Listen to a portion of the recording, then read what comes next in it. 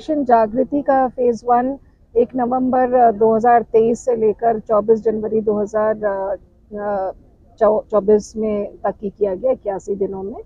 और उसके बड़े अच्छे परिणाम आए। और जो हमने आंकड़े देखे उसमें क्राइम अगेंस्ट वेमेन में मेजर रिडक्शन आया। इसकी भरपूर सराहना की गई माननीय मुख्यमंत्री जी के स्तर से भी और अन्य कई उच्च अधिकारियों द्वारा। और इसी उद्देश्य से हमने आगे भी इसको निरंतरता देने के लिए फेज़ 2 आज लॉन्च किया है। ये एक 21 दिवसीय कार्यक्रम है, 24 जून से लेकर 13 जुलाई तक की संपन्न होगा। इसमें हम करीब 40% गाँवों को टच करेंगे प्रत्येक जनपद के, और इसमें क्वालिटी पर हम ज़्यादा ध्यान देंगे कि किस तरह से हम न केवल numbers but quality of the program पर हम ध्यान देंगे। और मुख्य रूप से 2 बिंदुओं पर ध्यान देंगे, जो किशोरी और किशोर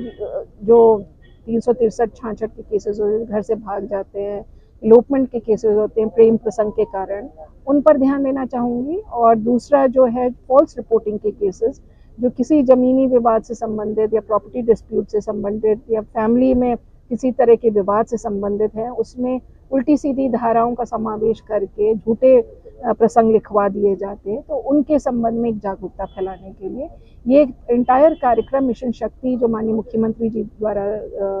शुरुआत की गई थी 2021 से, उसी के तहत ये ऑपरेशन, उसी के एक्सटेंशन के रूप में ये ऑपरेशन जागृति आगरा जोन में कराया जा रहा है। और आप सभी को इस बात से वाकिफ़ हैं कि आगरा जोन में जब मैंने यहाँ पे ज्वाइन किया लगभग 10 महीने पहले, तो इस तरह के महिला संबंधी अपराधों की प्रवृत्ति यहाँ पर देखी गई, और उसमें झूठे तरह के केसेस और इलोपमेंट के केसेस ज़्यादा पाए गए। और उनको हम किस तरह से सोशल बिहेवियर चेंज यानी कि सामाजिक व्यवहार में जो लोगों के जो सामाजिक व्यवहार है उसमें किस तरह से हम तब्दीलियाँ ला सकें, ताकि लोग इस बात को समझ सके कि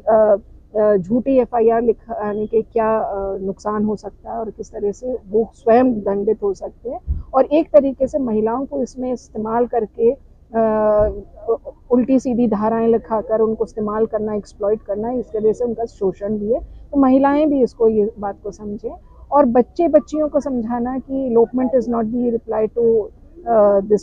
एनी सिचुएशन। और जिस तरह से वो अपने घर से भाग जाते हैं, न केवल वो खुद परेशान होते हैं, उनके माँ बाप भी परेशान होते हैं, पूरा परिवार, चाहे वो लड़के का परिवार हो चाहे लड़की का परिवार हो, वो सभी काफ़ी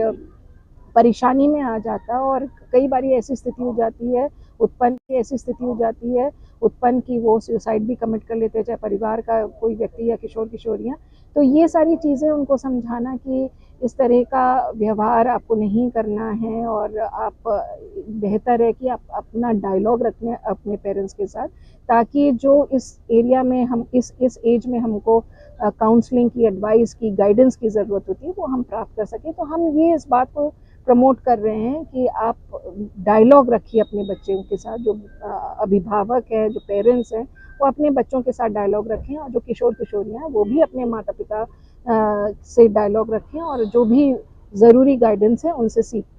उससे ले। क्या जी जागरूकता फैलेगी? जी, जो जागरूकता का जो फेज़ 2 लॉन्च हो रहा है, ये मैं आपको बता दूं कि जो यहाँ का के लोग हैं, जो आगरा जोन के फरियादी शिकायतकर्ता मेरे पास आते रहते हैं, और भी कई लोगों से मेरी बात होती रहती है, उन सभी के डिमांड पर ही हम ये फेज़ 2 लॉन्च कर रहे हैं, क्योंकि सबका कहना था कि इसमें एक सामाजिक सौहार्द जैसा कायम हो रहा था, उसमें कहीं पे कुछ ढीलापन हो गया है। तो आप इस कार्यक्रम को निरंतर रखिए, और इसमें निरंतरता रखिए, और इसको पुनः चालू कीजिए। तो ये हमारे मस्तिष्क में भी था कि हम इस कार्यक्रम को पुनः लॉन्च करेंगे और इसको एक इंटेंसिव रूप से ले जाएंगे, परंतु यहाँ के लोगों की भी ये डिमांड है कि इस कार्यक्रम को निरंतरता दी जाए, क्योंकि उन्होंने कुछ इसमें लाभ जरूर इसमें पाए होंगे, इसीलिए उन्होंने इस कार्यक्रम को कितने प्रतिशत अपराध में गिरावट मानते हैं इस तरह के अपराधों में आया होगा? लगभग 22% की गिरावट आई थी महिला संबंधी अपराध में, और विभिन्न अपराधों में अलग अलग आंकड़े हैं, वो आपको आंकड़े उपलब्ध कराए दिए जा सकते हैं।